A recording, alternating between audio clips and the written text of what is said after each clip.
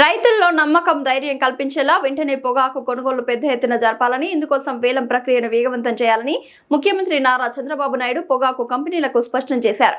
ట్రేడర్లు కొనుగోలు తగ్గించడం సరికాదని, కర్ణాటకలో తలెత్తని సమస్య ఏపీలో ఎందుకు ఉత్పన్నమవుతోందని సీఎం ప్రశ్నించారు.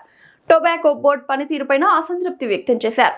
రైతులను ఇబ్బంది పెట్టేలా నడుచుకుని కంపెనీలు గుడ్ విల్ పోగొట్టుకోవద్దని, కఠిన చర్యలు తీసుకోవాల్సి వస్తుందని హెచ్చరించారు. రైతులు ప్రత్యామ్నాయ పంటలకు మళ్లితే తలెత్తే పరిస్థితి గురించి పొగాకు కంపెనీలు ఆలోచన చేయాలన్నారు.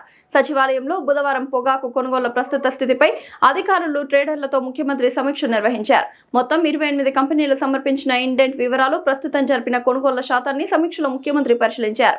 ఇండెంట్ ఇచ్చి కొనుగోలు చేయకుండా ప్రభుత్వానికి సహకరించకపోతే సహించేది లేదని హెచ్చరించారు. రాష్ట్ర ప్రభుత్వం నిర్ణయించిన కనీస మద్దతు ధర కిలోకు 200 రూపాయలు తగ్గకుండా మొత్తం కొనుగోళ్లు జరిపి తీరాలన్నారు.